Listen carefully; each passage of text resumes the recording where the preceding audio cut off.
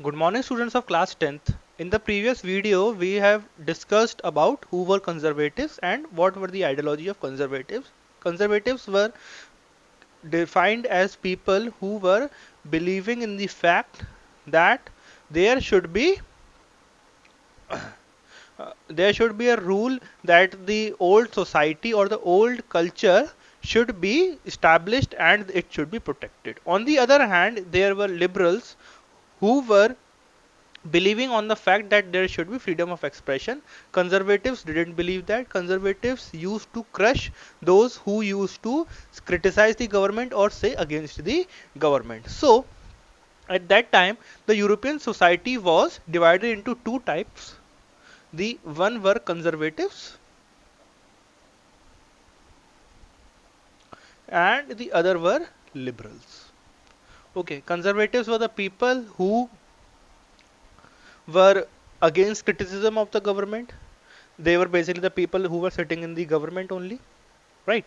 And they were against the criticism of the government. They were against dissent, that anyone, if he will speak against the government, then he will be either given an exile or he will be put into jail, right? And there on the other hand were the liberals. They were the people who used to criticize the government. And in these two societies, the French society or the European society was divided at that time, right? So this led to the formulation of two groups, the conservatives and the liberals. Both these groups opposed each other on the basic aspect of retaining monarchy, institution, and centralized powers. In all these countries in which people had experienced liberation, there was internal strife and debate. While some were under cover through secretly formed groups, others were more open in their dissent and revolutionary ideas. Okay, so the society was divided into two type of people. One were conservatives and the liberals. Right now, we were going to discuss about a very important person who was at who was from Italy, and his name was Giuseppe Mazzini, right? He was from Italy and he was of liberal ideology, right? He was of the ideology of liberals, or he belonged to the liberal section of the society, right? An Italian is a fine example of revolutionary leaders who maintained their ideas against the conservatives. He was a liberal and he was against conservatives. At young age, he became a member of Carbonari, a secret association of revolutionaries, right? He became a member of Carbonari. That was an organization that was basically formulated by the liberals, right?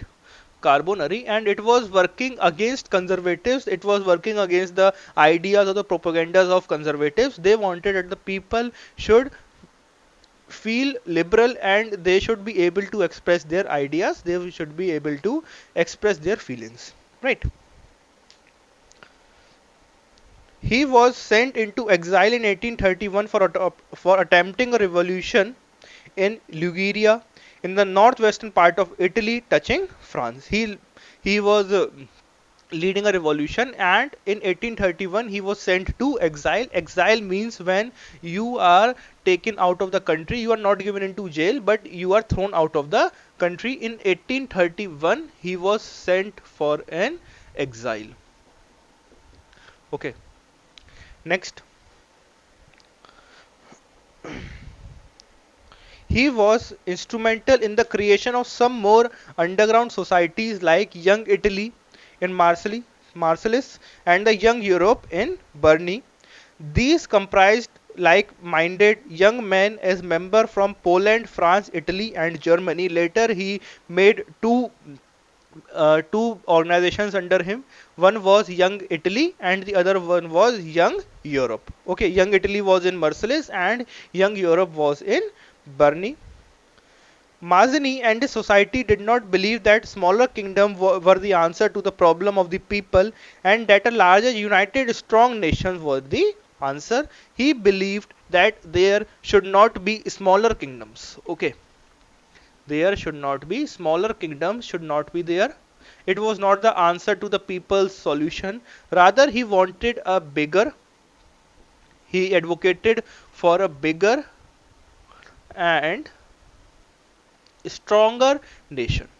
Right. He said that bigger and stronger nations can be the solution for the people's problem, not smaller kingdoms. Right.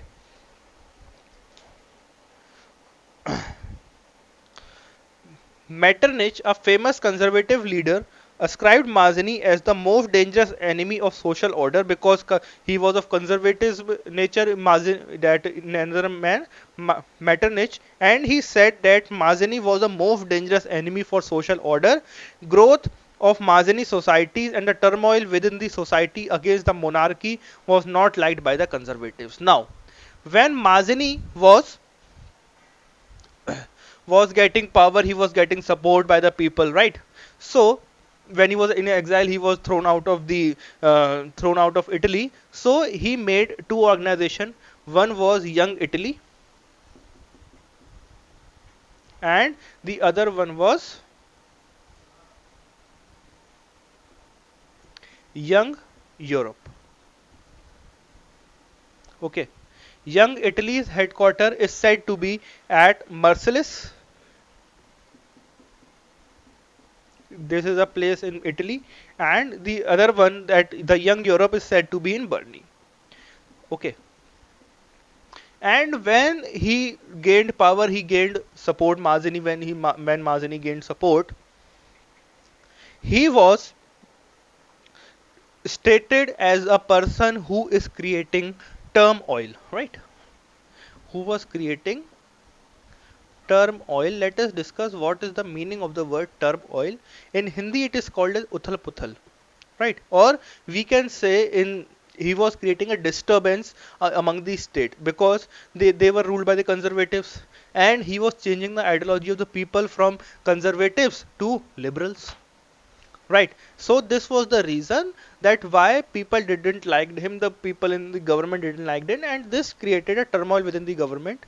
The conflicts within the society and the differences in the opinion of the liberals and the conservatives continued for many years, shaping events in various countries of Europe, such as the Italian and the German states, the provinces of the Ottoman Empire, and Ireland and Poland. Right? These were the countries, whether it is Ireland, it is Poland, it was the Ottoman Empire, it was Italy, or it was Germany. Right?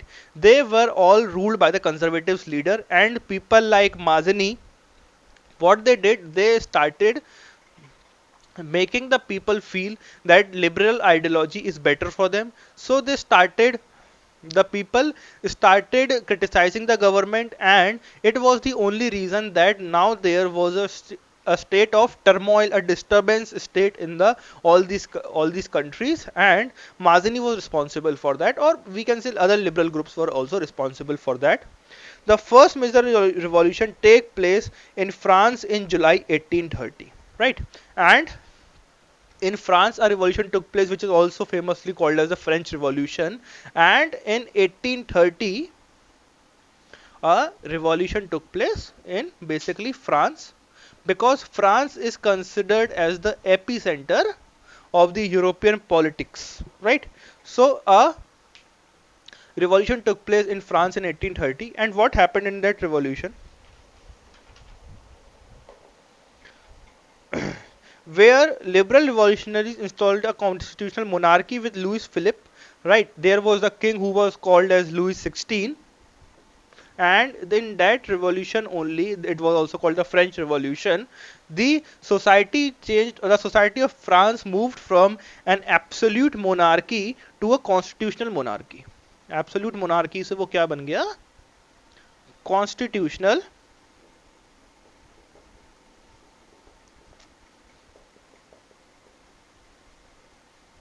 monarchy. Okay.